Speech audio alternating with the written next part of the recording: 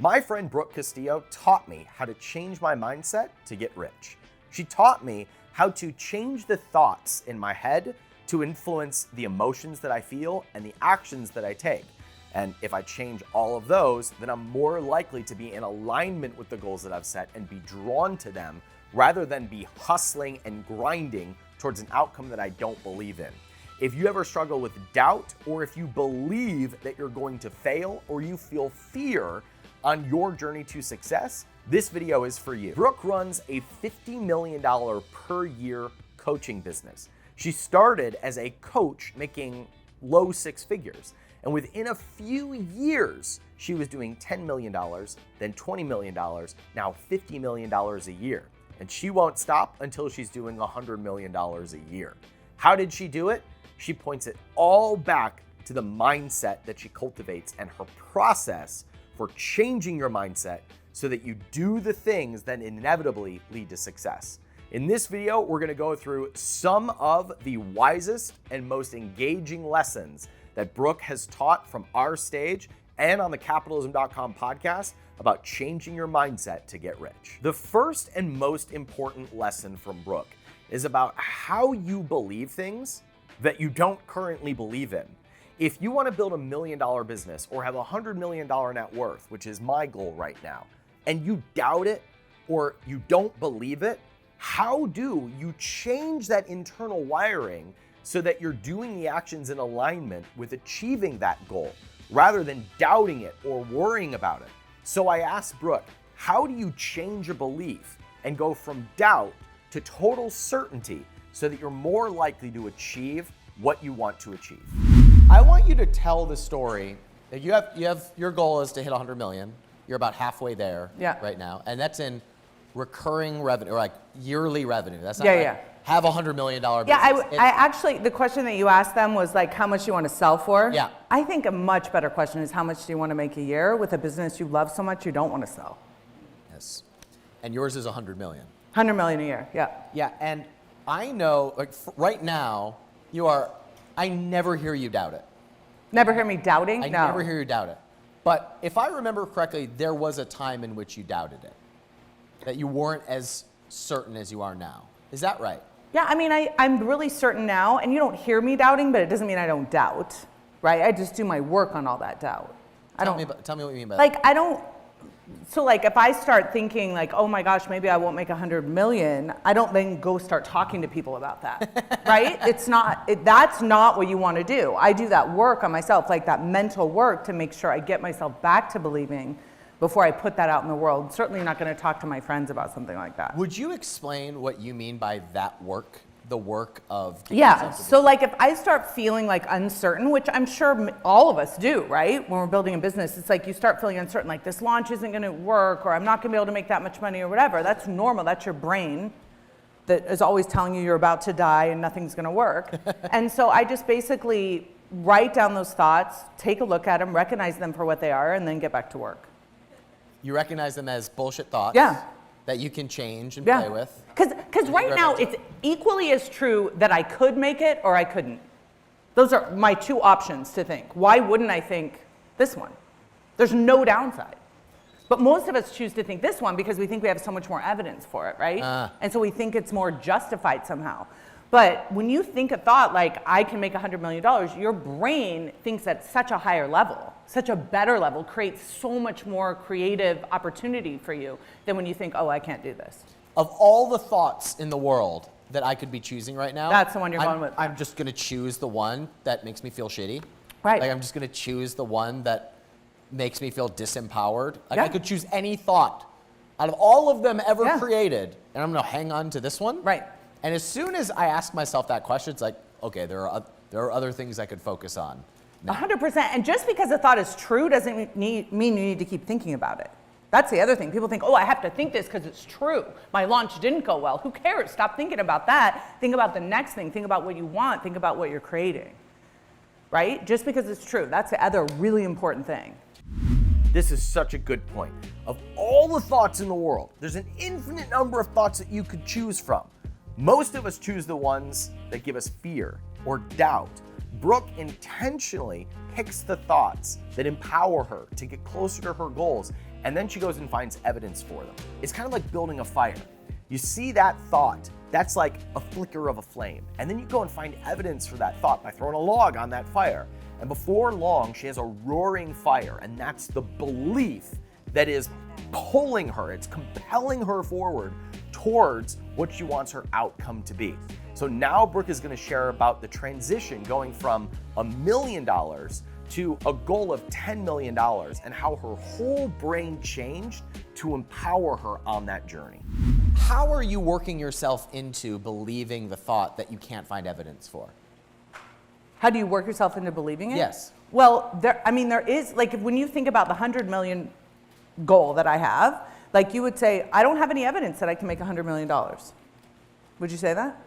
Well, when you say it, it sounds like a ridiculous thing, because I just said of all the thoughts in the world, why would I choose that one? Right. So I would observe that. Exactly. And you would be surprised at how much evidence you can come up with for success. So like you're saying, so like, for example, if you have a goal of making 25 million, you'd be like, I don't have any evidence for that. But like, when you really think about it, there's so much fucking evidence that you can make $25 million. The higher level of number you're gonna pick that you can believe in, the higher level of thinking you're gonna have.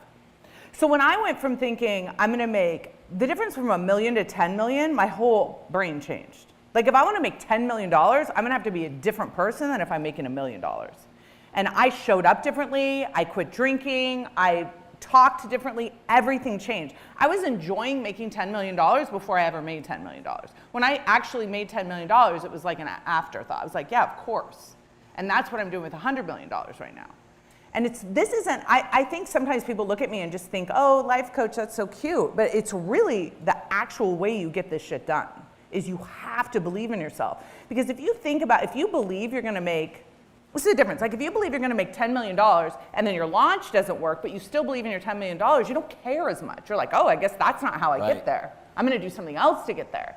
But if you are trying to figure out how to do it and you'll only believe in it until there's evidence, you'll probably never get there. It's like what they were talking about earlier with persistence. You'll just give up. You're like, oh, I guess this doesn't work.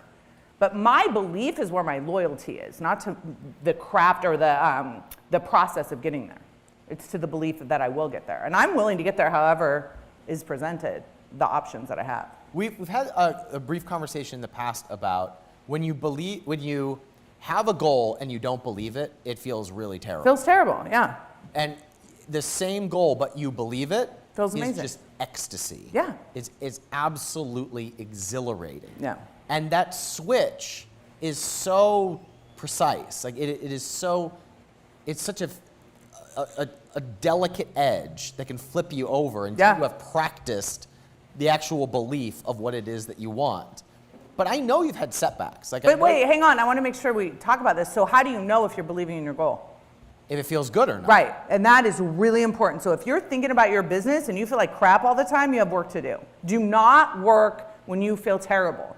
Get to your place where you can feel good about it and be inspired with it, and then go to work. So much more. Say that again for the people in the back. Okay. So pay attention. Because I once had a mentor. His name was Peter Schaller, who used to say the only work an entrepreneur needs to do is getting into the place where work feels effortless. And it was maintaining a state on which you are absolutely focused on what it is that moved the needle. I heard you say it just slightly different. Yeah, when you feel shitty about your business. I don't feel like my work's effortless.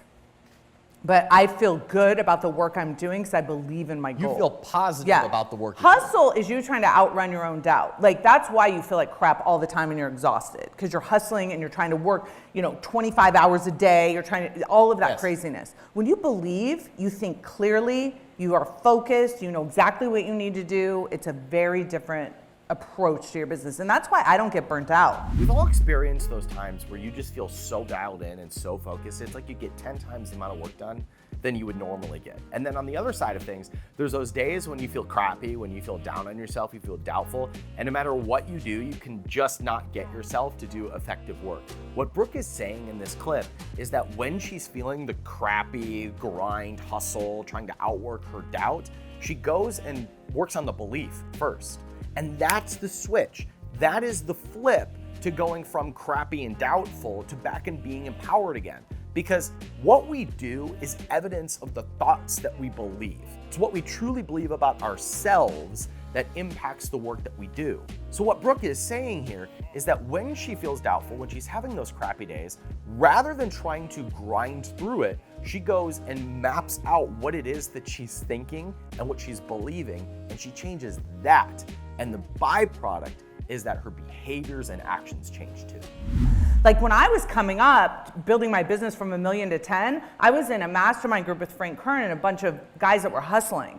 And they were just tore up all the time, exhausted, workaholics.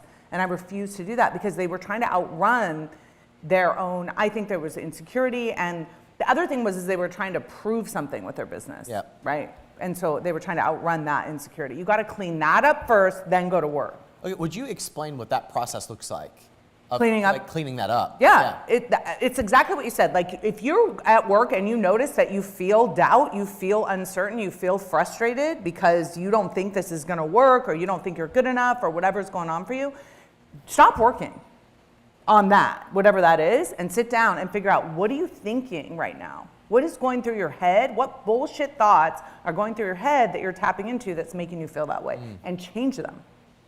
That is the most important work you'll do I think, in your business. And when you say change them, it is about choosing a different thought and finding evidence for that and practicing that. Yeah. Is that and just thinking that thought and believing it and saying it all the time. Well, I want you to expound on that because a lot of times we will choose a different thought and you don't believe it, and so you just keep pounding the same thought that you actually don't believe, and that feels even worse. But you know you don't believe it because you still feel crappy. You have to change it, and you can't make it too big, so if you don't believe it, you'll still feel crappy. You have to inch your way up, right, enough so you can believe in a thought to feel good enough to use that as fuel to do your work in your business. Did you always believe positively about the 100 million? No, I still don't. I still have to do work on that so I can get to the place where I can then go to work, of course. Like if I already believed I can make, if I truly was already there, I'd be there. If you truly like believed it 100%? Yeah. You've said that to me several times. Yeah. And I don't fully understand. It's like when your belief is full, like this is woo woo. Like when you're fully like believing something, I think it aligns with your creation, and then you have it. But that's why when you actually make $100 million, it doesn't feel like you won the lottery. It feels like Tuesday. Right? Because you've been believing it all along. I've been believing it all along. So then when it happens, it just is like, you know, like there are many days where I already feel what that is. That 100 million. You feel the 100 million? Yeah. And when you tap into that, do you feel like you naturally move faster towards that? Yes. And you feel like there's some... And easier. There's some moments that you really feel it and some moments that you don't? Yeah. And what's the difference in feeling? When I'm not feeling it, Yeah. then I feel doubt and uncertainty, and I like my thoughts in my head are like, why even bother? You're already rich. You don't need to do this. Like all that kind of like, and my brain, you know, it presents it to me. It's like, you don't need to do this. This is fine. Why don't you just retire? Just enjoy yourself, right? It's all that kind of, it's like disguised kind of. Because if it were to, I've done so much work on my brain that if it was like, you're not good enough to do that, I would dismiss it. But it like sneaks in like that. I see. Yeah. What does it feel like when you do believe it? It feels awesome. It feels like a sense of amazing accomplishment. Like my vision is to be an example of what is possible, like to all life coaches, to anyone, to women, to online business owners, to anyone who's been told like, that's cute. Like, you know, you're not as good as, you know, everybody else. Like that feels amazing to me. So what I'm processing, the reason I asked that question is because I'm thinking about what Mickey shared this morning, like operating from that zone. And I'm reflecting upon what that feels like. And I'm wondering if that feeling is the same feeling that you have when you feel completely in alignment with the goals that you have. Yeah. And I don't know if they're exactly the same, but I'm processing them as feeling very similar. And it is simply like unencumberedly focused on what it is your true desire is and allowing that to come out and play. You can be motivated by a sense of lack and be running away from something, or you can be motivated by abundance and running towards something. I had a conversation with Gary Vaynerchuk last May. It was the last time that I had dinner with him. And I said that I observed about him that he is not operating ever from a place of scarcity or lack. And he said, no, I'm always operating from a place of abundance. That's why I'm able to create at such a massive level. It's why I have so much energy for what it is that I'm doing, and I never burn out, because he's operating from a full tank. Now, most of us as entrepreneurs got into this game because we didn't have enough money and we wanted to make more. And so we are naturally driven by scarcity to get into this game. But at some point, we have to flip that and start be running towards something rather than running away from something. And what Brooke is saying here is that when you're operating from scarcity, you might get some results, but you will burn out and you will not be able to accomplish the big goals that you've set for yourself. Most people set big goals out of trying to prove themselves worthy enough, but it is believing that you are already capable or already worthy of achieving that that gives you the peace of mind to be able to do the work on yourself and the work on your business that will lead to that big result. This next clip is about how Brooke actually gets her work done. And ironically, it's very similar to how Trevor Blake schedules his productive time. If you haven't seen the video with Trevor Blake, you can click on it here in order to watch that. He never works more than 4 or 5 hours a day. Brooke does something similar where she never works more than 3 days per week, and yet she has a $50 million per year company. So how does she do that? That's what we'll talk about here. You refuse to work more than 3 days a week. I like working 3 days a week, yeah. And here's the greatest thing about it is people say, oh, you work 3 days a week, you don't work very hard. But that's not true. Like the 3 days a week that I do work, I work my ass off. But I can do that because I know I get the next day off. So you do like Monday, Wednesday, Friday? Kind of thing? I do Monday, I take Tuesday off. They work Wednesday, Thursday, I take Friday off. Yeah, that's really cool. I have found for me that burnout happens when I overextend myself, obviously. Mm-hmm. But I always think that if I overextend myself, it'll be more valuable for people. Just like you said, if I go to the group coaching, it'll be less valuable. Yes. You turn out it was actually more valuable. Right.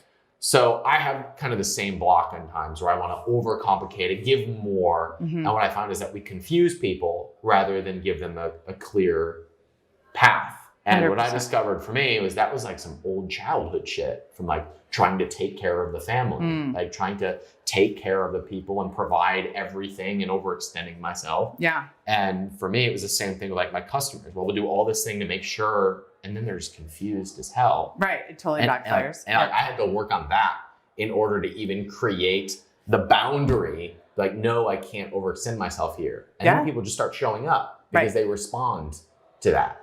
Yeah, I mean, my view on burnout is that it doesn't have to do with how much you're working, which I know sounds weird. I think burnout is caused by whatever emotion is fueling what you're doing. So you can be coming from a super abundant, excited mindset and work all day, every day and be energized by that. But if it sounds like what you were doing was working from a place of insecurity and worry, that is going to burn you out every single time. Yeah. Yeah. And I was going to say this earlier too. I think the coolest thing about building a business from $1 million to, 10 million, that space in between there is that you can't work harder. There's not enough hard working to make that happen. So that's when you really start becoming, I think, that's when I started becoming a real businesswoman, like understanding how business really works so I could work less. So me working less is as much about discipline as it is about freedom, because I really want to be able to make sure that I'm doing my best thinking and thinking at the highest level. Because when you give yourself all week to do your work, like think about this. If someone said to you, I did my workout today, it was 8 hours. You'd be like, dude, you can do that in an hour, right? And they're like, oh no, I took 8 hours. I'm really hustling and I'm really working hard, right? That's what we do at work, right? We're like, oh, I took 8 hours, but you could probably do most of that like within 2. If you stay really focused and do that, and then you have so much more freedom. So that's what I found for my life too.